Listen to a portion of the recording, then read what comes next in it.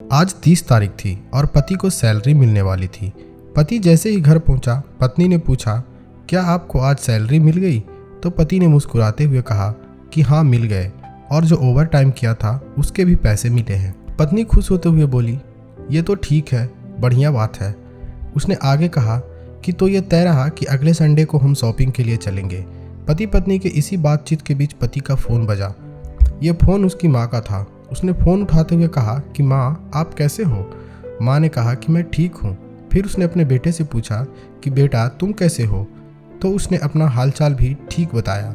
माँ ने कहा, बेटा हमें तुमसे एक छोटी सी मदद चाहिए थी, मुझे 5,000 रुपये की ज़रूरत है।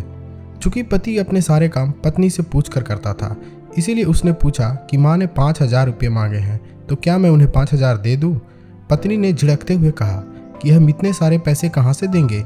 कह दो कि हमारे पास पैसे नहीं हैं। पति ने माँ से कहा कि हमारे पास अभी इतने पैसे नहीं हैं जो आपको हम अभी दे दें। तो उसकी माँ ने कहा कि अच्छा बेटा कोई बात नहीं, लेकिन कहीं से तुम कम से कम 2,000 रुपये दिला दो। तो उसने अपने पत्नी से पूछकर माँ को कहा कि अभी हम किससे उधार दिलाएं, जबकि यहाँ शहर में तो कोई मेरा जान पहचान का भी नहीं है।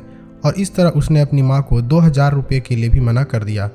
लेकिन उसके माँ ने रोते हुए कहा, बेटा 2,000 नहीं तो कम से कम 500 रुपये तो दे दो, मुझे पैसों की बहुत ज़्यादा ज़रूरत है।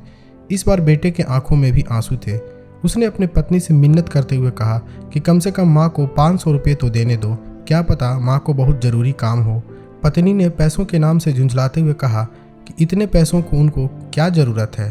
पति ने जब माँ से रुपये लेने के कारण के बारे में पूछा तो उसकी माँ ने कहा कि हमें कुछ टेस्ट करवाने हैं, इसीलिए मुझे पैसे चाहिए थे। इस पर पत्नी ने कहा कि जब आपको चेकअप ही करवाना है तो किसी सरकारी हॉस्पिटल में जाकर अपना चेकअप करवाइए।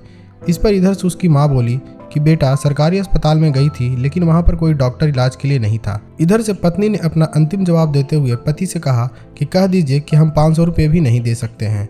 तो पति ने कहा, देखिए सासू माँ, हम आपको 500 रुपये भी नहीं दे सकते। अपने पति के मुँह से सासू माँ नाम सुनते ही पत्नी ने हड़बड़ाहट में चौंकते हुए बोली कि क्या ये मेरी माँ है? और क्या मेरी माँ आपसे पैसे मांग रही थी? उसके पति ने कहा कि मैं हमेशा ही तुम्हारी माँ को अपनी माँ माना है, लेकिन कहीं न कहीं तुम मेरी माँ को अपनी माँ नहीं मान पाई हो। इतना सुनते ही पत्नी ने अपने पति से फ़ोन को छीनते हुए कहा कि माँ आपकी तबीयत कैसे ख़राब हो गई, और आप क्यों बीमार हो, और आपको पैसे की ज़रूरत कैसे पड़ गई? उसने रोते हुए अपनी माँ से कहा कि मुझे माफ़ कर दो माँ, क्योंकि मैंने ही अपने पति से पैसे नहीं देने के लिए कहा था। तो उसकी माँ ने कहा कि बेटी मैं तुम्हें कैसे माफ़ कर दूँ? अगर तुमने सिर्फ एक माँ का दिल दुखाया होता तो मैं तुम्हें ज़रूर माफ़ कर देती, लेकिन तुमने तो 2-2 माँओं का दिल दुखाया है। बताओ मैं तुम्हें कैसे माफ़ कर दूँ? दोस्तों, कहते हैं कि माँ का कर्ज उतारना बहुत मुश्किल है। माँ का कर्ज तो खुद भगवान भी नहीं उतार पाए। कभी कभी लोग ज़िंदगी में आगे बढ़ने और पैसे कमाने के चक्कर में इतनी बड़ी बड़ी गलतियाँ कर देते हैं जिसकी माफ़ी मिलना बहुत मुश्किल है। दोस्तों, ये थी हमारी आज की छोटी सी कहानी। अगर आपको कहानी अच्छी लगी और इससे कुछ सीखने को मिला तो वीडियो को लाइक ज़रूर कर दें और चैनल को सब्सक्राइब कर दें।